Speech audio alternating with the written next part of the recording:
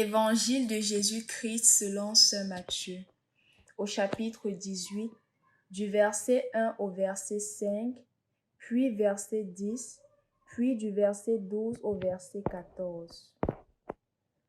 En ce moment-là, les disciples s'approchèrent de Jésus et lui dirent : « Qui donc est le plus grand dans le royaume des cieux ? » Alors Jésus appela un petit enfant. Il le plaça au milieu d'eux et il déclara : « Amen, je vous le dis. Si vous ne changez pas pour devenir comme les enfants, vous n'entrerez pas dans le royaume des cieux. Mais celui qui se fera petit comme cet enfant, celui-là est le plus grand dans le royaume des cieux. Et celui qui accueille un enfant comme celui-ci en mon nom, il m'accueille moi. Gardez-vous de mépriser un seul de ces petits, car je vous le dis, leurs anges dans les cieux voient sans cesse la face de mon Père qui est aux cieux. Quel est votre avis ? Si un homme possède 100 brebis et que l'une d'entre elles s'égare, ne va-t-il pas laisser les 99 autres dans la montagne pour partir à la recherche de la brebis égarée ? Et s'il arrive à la retrouver, amen, je vous le dis, il se réjouit pour elle plus que pour les 99 qui ne se sont pas égarés. Ainsi, votre Père qui est aux cieux ne veut pas qu'un seul de ces petits... Au nom du Père et du Fils et du Saint-Esprit. Amen. Loué soit Jésus-Christ. Chers frères et sœurs dans le Christ, l'évangile d'aujourd'hui nous parle de la grandeur.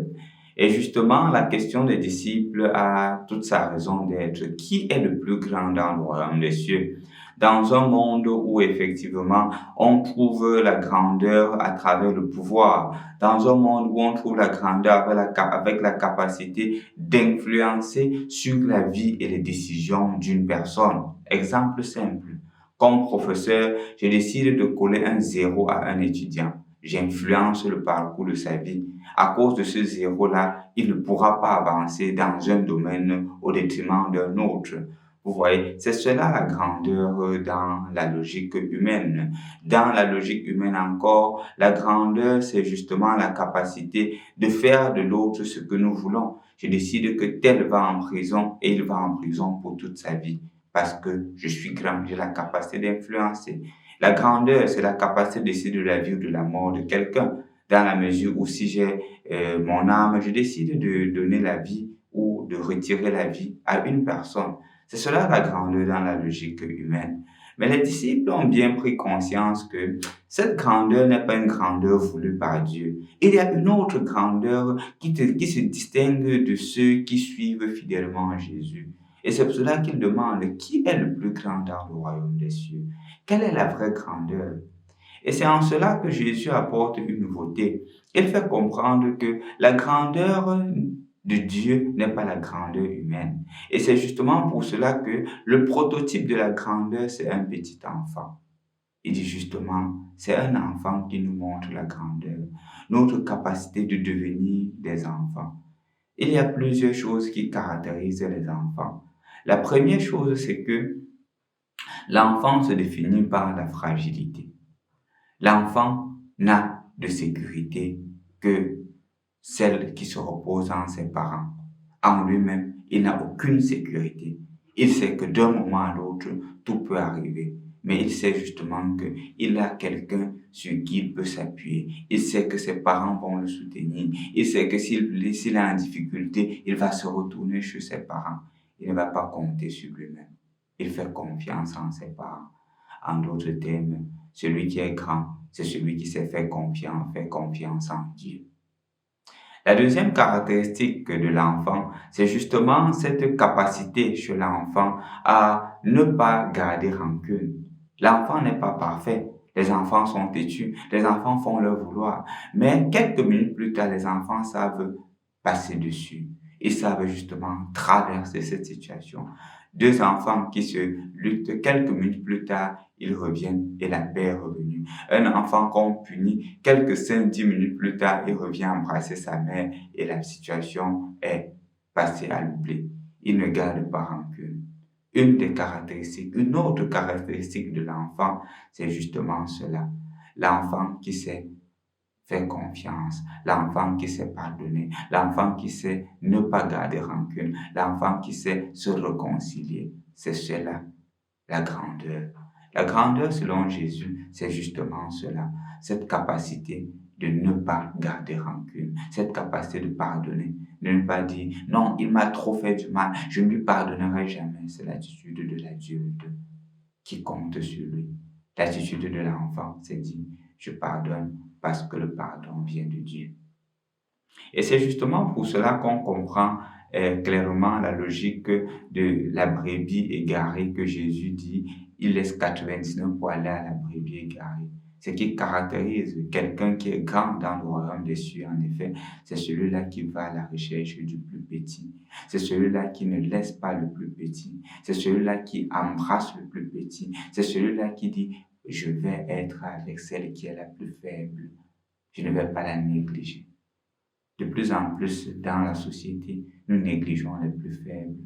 De plus en plus dans la société, nous restons avec les plus grands. Et justement, les plus grands sont nos amis et les faibles sont nos ennemis. Comment est-ce qu'en ce jour, je peux aller à la recherche des plus petits? La rentrée académique approche. Beaucoup de parents se demandent comment envoyer mes enfants à l'école. Certains se sont déjà dit, cette année, toi, tu ne fréquentes pas, patiente, parce que je n'ai pas assez d'argent. J'ai perdu mon boulot. La grandeur implique justement ta capacité, toi à qui le Seigneur a donné un peu plus, de penser à ses enfants, parce qu'on n'est pas assez pauvre pour ne pas donner. Justement, fais comme Jésus, recherche la grandeur de Jésus en aidant les nécessités. Le groupe des amis Missio qui anime cette chaîne YouTube ont pris des résolutions depuis quelques années de soutenir en ce moment de rentrée académique des familles démunies en leur offrant tous les manuels pour l'école, les cahiers, les stylos, les sacs dans la mesure du possible. Ils recensent de plus en plus de familles. C'est un geste qu'ils sont en train d'apporter. Beaucoup d'entre eux sont des élèves, des étudiants, mais ils savent mettre quelque chose de côté. Est-ce que tu fais de même? Si tu n'as personne à qui le faire, rejoins-toi à ces groupes de jeunes qui s'engagent à aider les nécessiteux afin que justement la joie soit partagée et la grandeur justement que Jésus est en train de nous proposer soit réaliste et réalisée à travers les plus démunis, les personnes en difficulté. La vraie grandeur, c'est le service aux pauvres. L'adulte, c'est celui qui regarde le pauvre, qui regarde le petit. Justement, ce que le Seigneur veut en résumé dire aujourd'hui, c'est ceci. Est adulte celui qui se rappelle qu'il a été un jour petit, qu'il a été un jour un enfant. Est grand celui qui se rappelle qu'il a été un jour petit.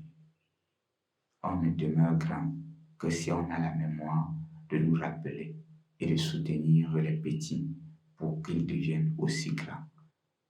Sois aujourd'hui un grand dans le royaume des cieux. Au nom du Père et du Fils et du Saint-Esprit. Amen.